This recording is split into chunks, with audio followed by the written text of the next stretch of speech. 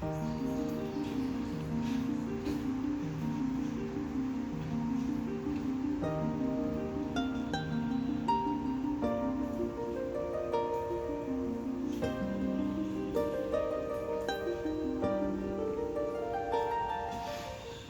and welcome to my floor. Currently, my channel is kind of hovering right at the 2,000 mark, and I am sure that my Commodus posting and witchcraft posting combined will probably cause me to dip below again.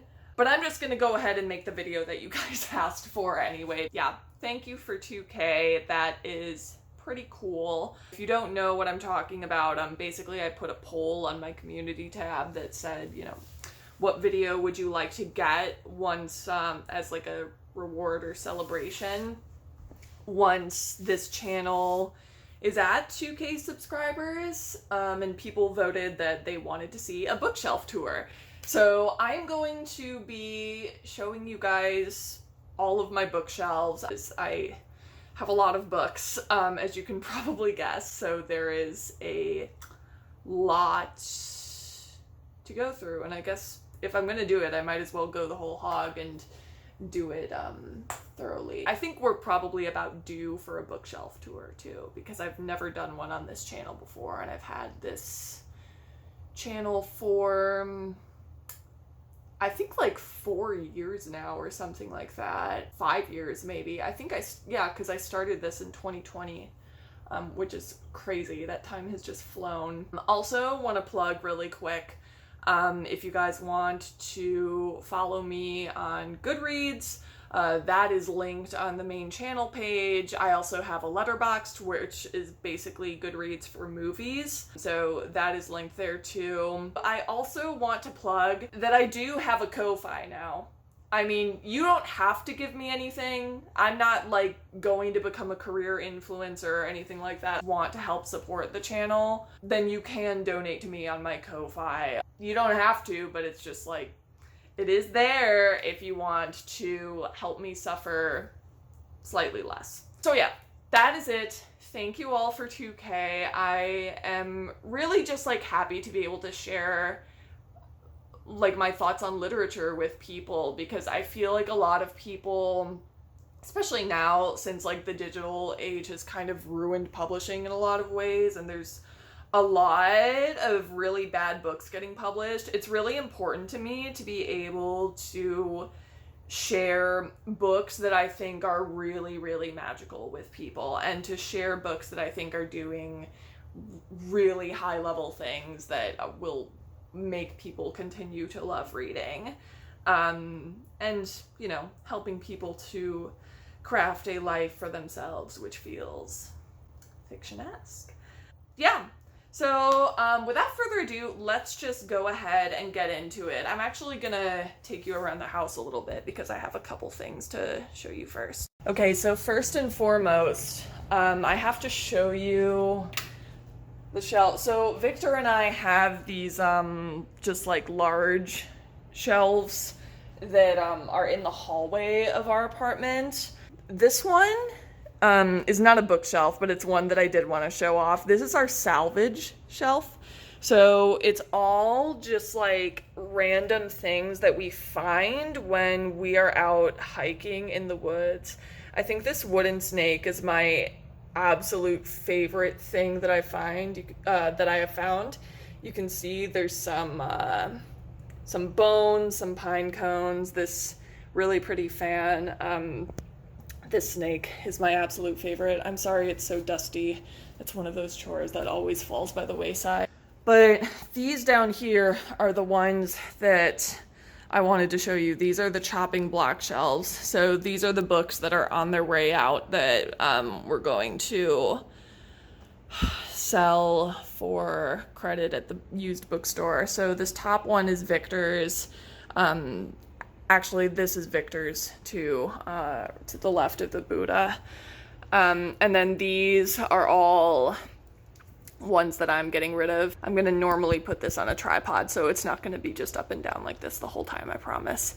Life After Genius. Victor and I did finish rereading this, and it was absolutely just it like wasn't funny the second time. It was just like really bad. So if you're wondering what's wrong with this, and I have this with me because I'm gonna like kind of dust as I go, but if you're wondering what's wrong with Life After Genius, I have a whole video about it. So just literally watch that. This Commodus book by Simon Turney, just terrible. In Shock by Dr. Rana Oddish, and then these are like weird editions of old Victorian journals. So that's the chopping block shelf. I'm not going to expose whatever books Victor's getting rid of. Okay, we are back in my bedroom. So I have 3 major bookshelves in my bedroom. So this is our first one. You can see that I have my altar on the top of it. We will not be doing an altar tour today, but that is what that is. I have this one here, with the antlers and the Indiana Jones hat on the top. These antlers, fun fact, were actually the first present that Victor ever got me in our relationship. And, yeah, I couldn't have been happier. I was so pleased. He like immediately, like it just communicated to me that he like immediately understood my personality. So yeah, those are nice. And then here is my second big shelf. I have my physical TBR pile of shame on the top, and then just goes all the way down, but it stops. This is just a DVD collection and miscellaneous things that we'll get into in a bit. My books are alphabetized. That's what I was gonna say. It's just how I choose to organize them. So this top shelf is all witchy stuff. This is altar stuff. I have 3 grimoire / book of shadows. This was like supposed to be my fancy one, and then these are for drafting. But they all kind of blend together, honestly. I do keep my copy of the Homeric hymns in both the Greek and the English here. I don't keep it next to the other Homer on my shelf. So that is what this shelf is. Yeah, we won't get too much into what's there. That's going to be a problem. Let's see. Can I make it go lower? I cannot. Nice. Okay. Well, it's going to be a rough ride. I hope you're ready for this. Let's see here. Okay, I'm going to really try my best to hold this steady. So this is the first shelf and where the alphabet starts. This is a bit of sand from my favorite place in the world. I love the Pacific Northwest. That is my favorite part of the country. It's my favorite part of the world. And this is from a beach there. I love the really, really wild, kind of slightly dangerous beaches there. It's all rocky outcrops and seals and cold water that's kind of dangerous to swim in a little bit, like super rough. Big purple starfish on the rocks and little anemones in the tide pools, and there's no one else there to bother you. Just love it so much. So I always keep this here, so I have a little bit of it with me.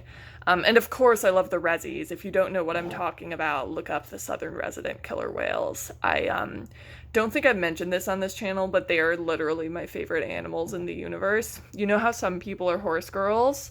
Well, I'm a whale girl. I love those whales to death. And I kayaked with them when I was 19, like on the water with them. And it was just one of the coolest experience that I've had in my life. It was like, they called it a super pod because it was like all 3 major pods of them that are local to that area. So that is sublime. If you don't know, when killer whales aren't in captivity, their fins can be 6 feet tall. So that gives you an idea of like the scale of how big they are. Anyway, so let's go through the first shelf. So I have Americana by Chimamanda Ngozi Adichie, first book that I had to read for class in college. We Should All Be Feminists by same author. The Power by Naomi Alderman. Indian Killer by Sherman Alexie. This is from the same class as Americana. Chains, Forge, and Ashes by Laurie Halse Anderson. This is like a middle grade series. Sir Gawain and the Green Knight by Anonymous. Matthew Arnold's Culture and Anarchy. The first 3 books in the Clan of the Cave Bear series by Jean M. Auel. All of the Jane Austens. So Emma, Lady Susan, The Watsons, and Sanditon, Mansfield Park, Northanger Abbey, Persuasion, Pride and Prejudice, and Sense and Sensibility. This one is kind of hiding in the back here. Paul Auster's Hand to Mouth, A Chronicle of Early Failure. Lundy Bancroft's Why Does He Do That? And The Marlowe Papers by Ross Barber. Just gonna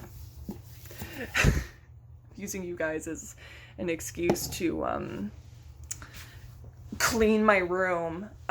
This one is gonna be kind of interesting. This is just a random tobacco vanilla candle. I love the smell of tobacco. Okay, fun fact, recently I think I've decided that I don't like smoking. I don't know what it is. Well, I do know what it is.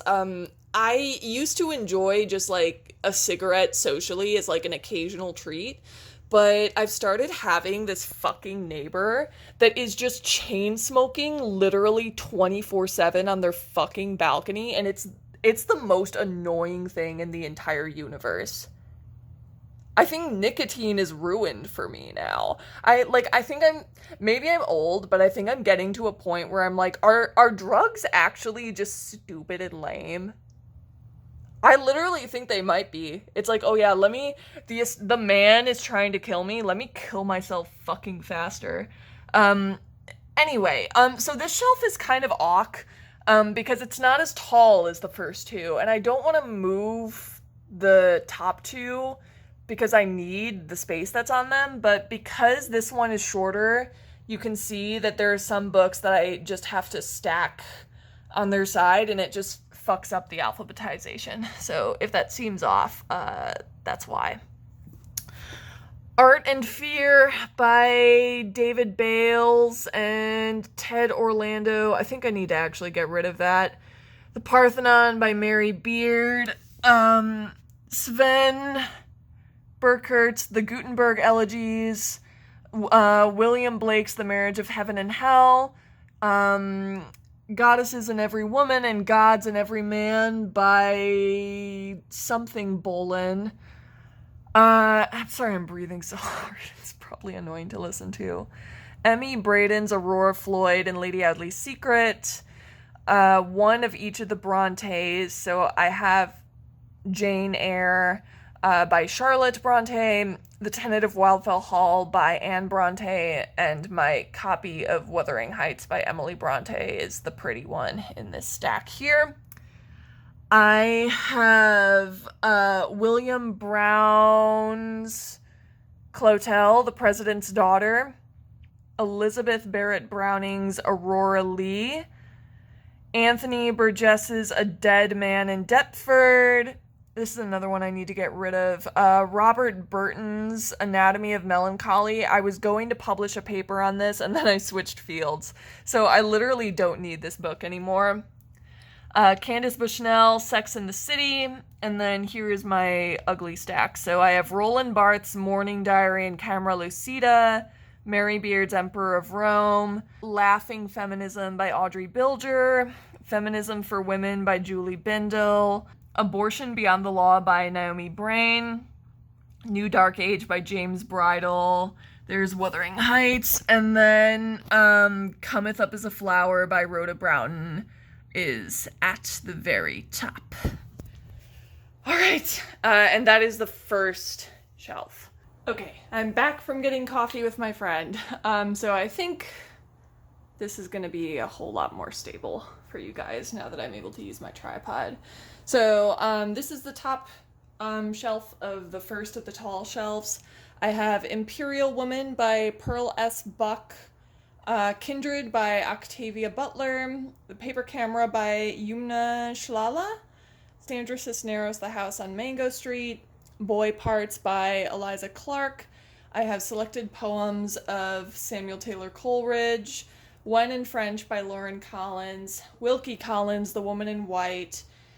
This right here is somebody's old Greek school book from the 1800s. It has a ton of text marking. I showed it in that week in my reading life vlog, so that is all this is. I keep it because I think it's really cool. Confessions of an English Opium Eater by Thomas de Quincey, In the Distance by Hernan Diaz, The Tale of Despero by Kate DiCamillo. This is one of the oldest books I own. It's from when I was very little. This is one of the oldest books that I have. I have had it ever since I was a kid. When I was a kid, I did not understand French pronunciation, so I thought it was The Tale of Desperiox, because reader's accent, I was sounding out his name. David Copperfield by Charles Dickens, boo tomato. Oliver Twist by Charles Dickens, again, boo tomato. Regretting Motherhood by Orna Donath. Brothers Karamazov by Fyodor Dostoevsky, Crime and Punishment by Fyodor Dostoevsky, Narrative of the Life of Frederick Douglass, Right Wing Women by Andrea Dworkin. You'll notice this is not creased like most of the other books on my shelf. That is because I actually haven't read my physical copy of this yet. When I did read this, it was on a PDF copy. Julie Edwards? Yeah, Julie Edwards is Mandy, which is one of my favorite books from my childhood. You Shall Know Our Velocity by Dave Eggers, The Mill and the Floss by George Eliot, Invisible Man by Ralph Ellison, A Tip for the Hangman by Allison Epstein. And yeah, that is that shelf. Now we'll go down. This is nice. It's like an elevator for you guys. I'll dust it first so that people don't have to look at that. Around the Roman Table by Patrick Foss. The Sound and the Fury by William Faulkner. The Governess by Sarah Fielding. Gone Girl by Gillian Flynn. Maurice by E.M. Forster. The Great Gatsby, F. Scott Fitzgerald. Acts of Service by Lillian Fishman, Anne Frank, The Diary of a Young Girl, Elizabeth Gaskell, North and South, The Memoirs of Cleopatra by Margaret George. I think it was in my Memoirs of Cleopatra video, I talked about this fluorite crocodile that I felt very inspired to get after finishing reading that book. Because it was so affecting. I was doing a hardcore, not just digital, but like entertainment detox when I was reading this. So I was so immersed in it. So I got this. So I kind of associate them with each other. I actually used to have way more trinkets and things on all of these shelves, but recently I've just been feeling kind of like I need to kind of do a little bit of like a purge of things that make me feel sad to look at. It's just like the sort of thing where you want to like hold on to something that has like happy memories associated with it, but because of how things ended, it's like it's kind of ruined. So there are just a lot of trinkets that I used to have on these shelves that I, like within the last couple of days, have put into storage because I just don't want to look at them anymore. I need to start moving the fuck on with my life. So if my shelves seem a little bit bare of trinkets or like have less of those than you expected, it's just because I'm in a like period of my life where I'm trying to move on from some sad stuff as much as I can because it's still ongoing. So you know, That's why you see the fluorite crocodile and not very much else. This is, speaking of sad stuff, this is Adult Children of Emotionally Immature Parents by Lindsay Gibson. The Victorian Period by Robin Gilmore. George Gissing's The Odd Women. Caleb Williams by William Godwin. This is another Greek school book from the 19th century. Paul Green's Plant book. Margaret Peterson Haddock's Running Out of Time, another book from my childhood, though this copy is a recent one. My absolutely demolished copy of The Well of Loneliness by Radcliffe Hall. Tessa the D'Urbervilles, Thomas Hardy. Brief Introduction to 19th Century Britain by Harvey and Matthew. House of the Seven Gables by Nathaniel Hawthorne. Manufacturing Consent by Herman and Chomsky. The Price of Salt, or Carol, by Patricia Highsmith, Thomas Hobbes' Leviathan, and Alice Hoffman, Practical Magic. Maybe I should just dust the next shelf before you guys even get there. I think that's what I'll do. Parfait. So this is The River King by Alice Hoffman.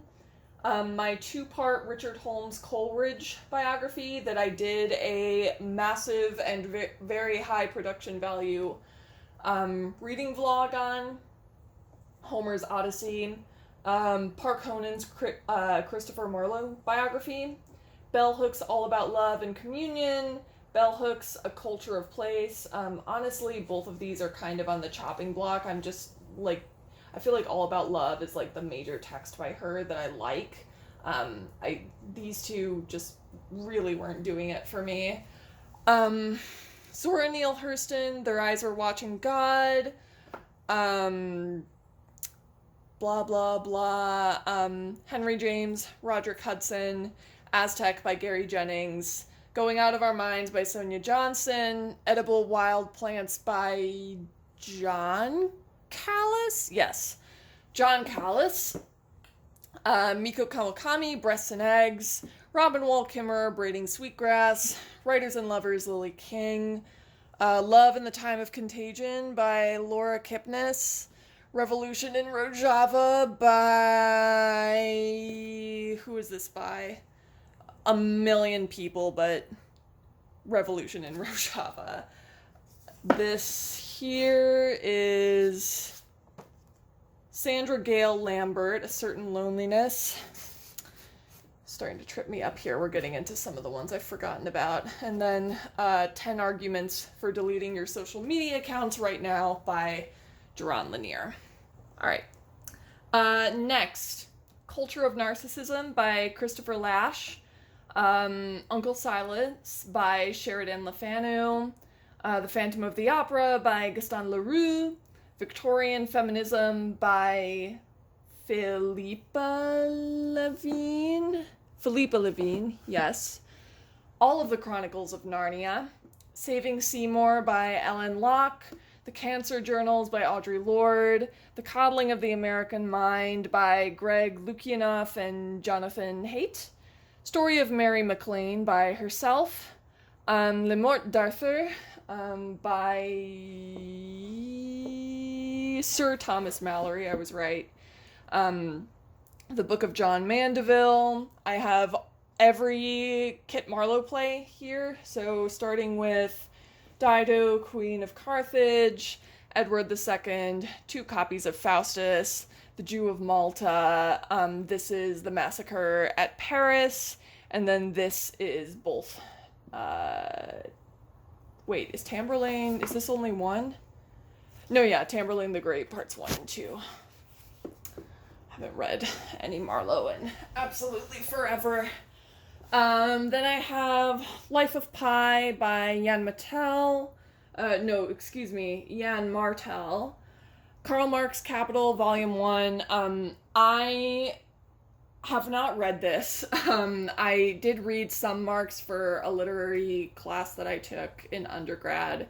I'm not gonna lie, I was overworked at the time and I did not read it well. I am not a Marx head at all, but I do have this because I got it for free, and sometimes I hoard texts like this just because I'm afraid of them getting banned. So yeah, that's basically why I still have it on my shelf. This is The Adventure of It All by Zafir Matheny. Twilight in French, and then this is the first Twilight. The rest of the series is on the next shelf. And we're already at a point where I have to hold it instead, which is just as well. Okay. So on this next shelf, I have the rest of the Twilights behind this beautiful, I think this is supposed to be for cream. I don't know. I don't do tea parties. It was my grandmother's. She gave it to me. And you can see on the bottom, I think it should say, oh, this is from China. This was part of I'll cut that out. I have another teapot from her that actually says, like, made in West Germany, on the bottom, which is kind of crazy. I always presumed this was from the same set, but now it's like, well, maybe this is not quite so fancy as, I thought it was. Anyway, so all my Twilights, I can't bear to get rid of them. Rosalind Miles, The Women's History of the World. Song of Achilles by Madeline Miller. I'm just holding on to it because Tarte reviewed it.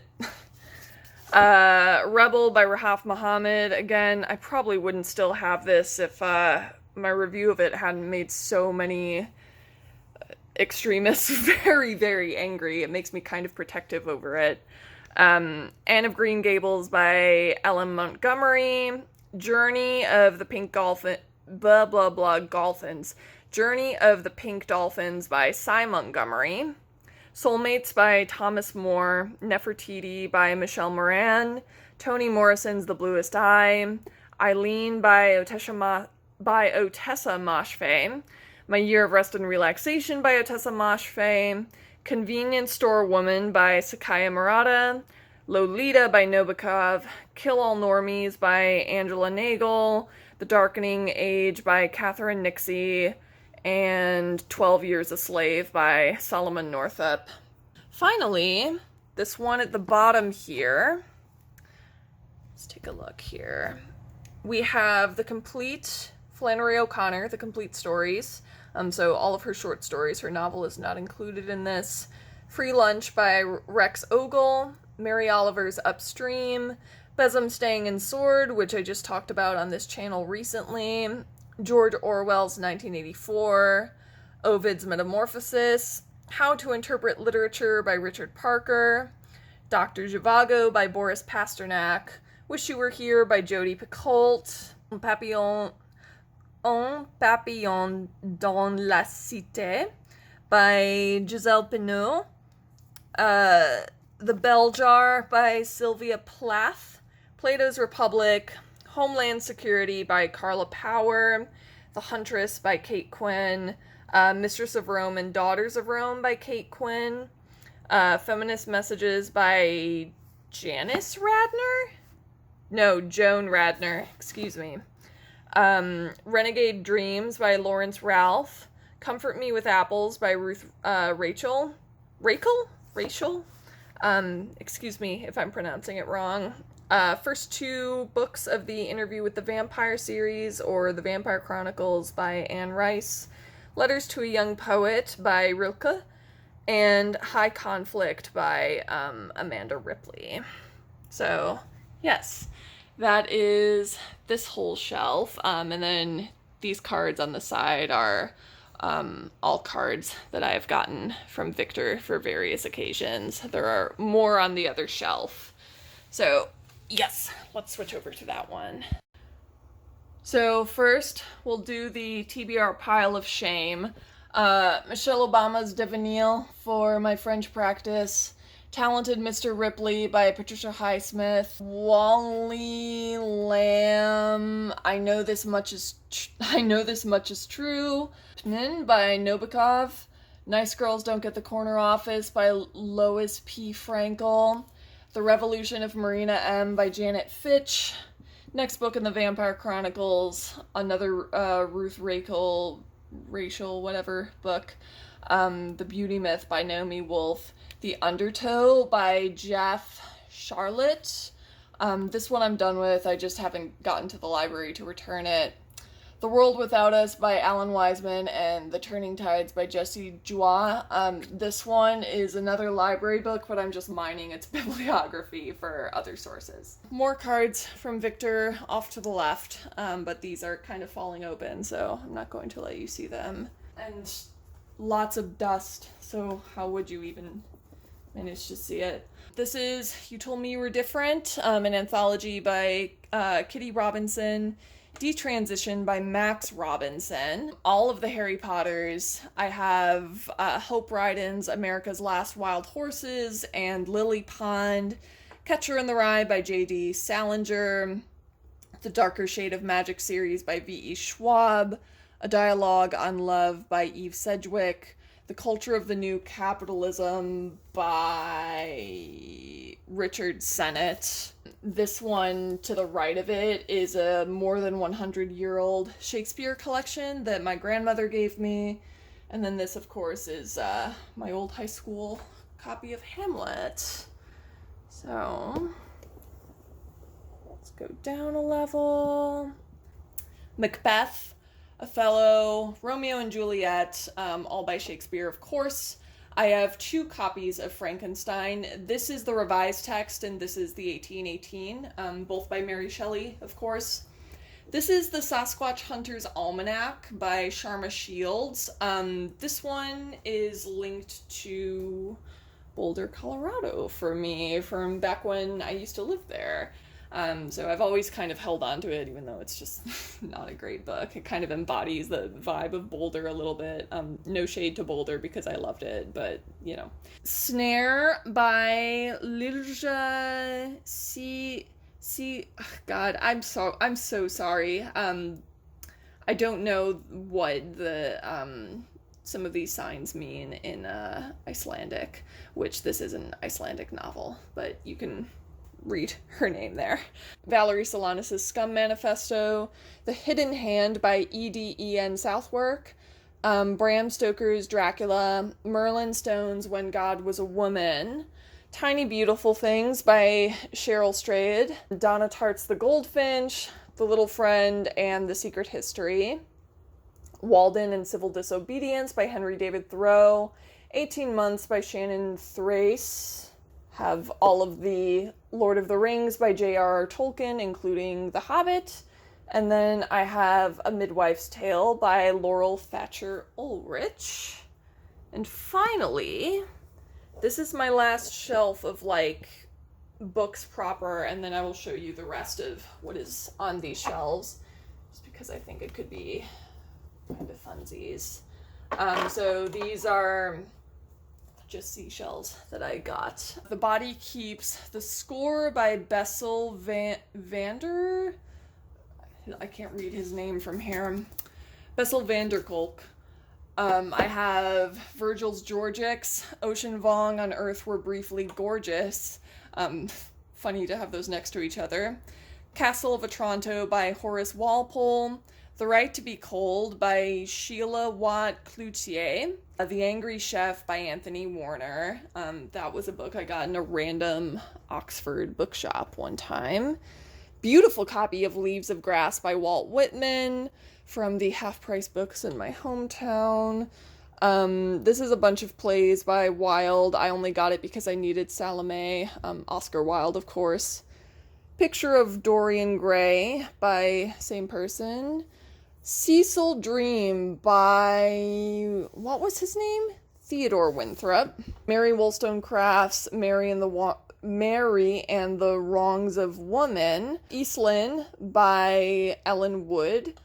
Virginia Woolf's A Room of One's Own. Virginia Woolf's Orlando.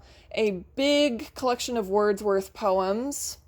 Native Son by Richard Wright. Prozac Nation by Elizabeth Wurtzel, and finally, Releasing Serpents by Bernice Zamora. So that's all the books. And then down here, this is my growing DVD collection. So, you guys know that I just straight up cannot afford to be paying for all those streaming services. I mean, everybody that I know is kind of giving up on streaming things, honestly, because Victor and I used to use his family's, and they canceled it, and it's like, well, I'm not paying for that. Like, because they weren't using it either. It wasn't worth it. So I've just started kind of collecting things that I want to be able to watch multiple times. So I have a lot of Seinfeld. I have seasons 2 and 3. No, 1 and 2, part of season 3, 4, 5, and 6. So the only one that I really need, that I kind of want, is the rest of season 3. I also have Sex and the City, season 1 and season 2. I have Bring It On, Mean Girls, Princess Diaries 2, Bend It Like Beckham, Roman Holiday, Emily the Criminal, Schindler's List, It's a Wonderful Life, Dirty Dancing, Dr. Zhivago, Dances with Wolves, Wild. This is a movie I really like. I rewatched it recently. It has Reese Witherspoon in it. I've done too much talking today. The Lion King, the original, of course. Chicago, my really messed up copy of Gladiator. Midnight in Paris, The Princess Bride, Pride and Prejudice, Catch Me If You Can with Leo DiCaprio, where he's that spectacular scam artist. I've got a bunch of just animal documentaries. I haven't watched this one yet, but I am partial to it. DVD bonus, bears, exclamation point. All of the first 3 indie films. I have Requiem for a Dream, Titanic, and a version of A Midsummer Night's Dream. Plus, I have Attack of the Clones and Revenge of the Sith, and Harry Potter and The Prisoner of Azkaban. And then, down here, so this down here is kind of a miscellaneous shelf. So I have, all of these are journals that I have filled with my writing. I kind of use all my journals as just commonplace books. So I'll put just planning for writing projects in them. I will also do, I don't know, like diary entries sometimes. You know, a lot of it is just kind of messy stuff, honestly. I almost never look back on these. Here, these are all copies of my publications, so journals that I've had writing published in. This actually just came out recently with one of my short stories in it, so I'm very flattered by that. You'll recall that we saw Kitty Robinson on that top shelf up there, so it is very exciting to have that kind of connection to her. This is all full of incense, and that's why I keep the lighter here. And then finally, at the very bottom, DVD player. All of this is Greek information plus Old French notes, so just language resources. And then I have a couple miscellaneous books here. So this is Classical Greek Masterpieces of Sculpture. I have the Library of Esoterica Witchcraft book, Feminist Companion to Literature in English, the Victorian Age, Volume E, this is just an anthology, the Herbert Smith Greek Grammar. This is literally from the 20s, which is something. And then this Barnes & Noble Encyclopedia of Dinosaurs. This was literally, I got this when I was so little.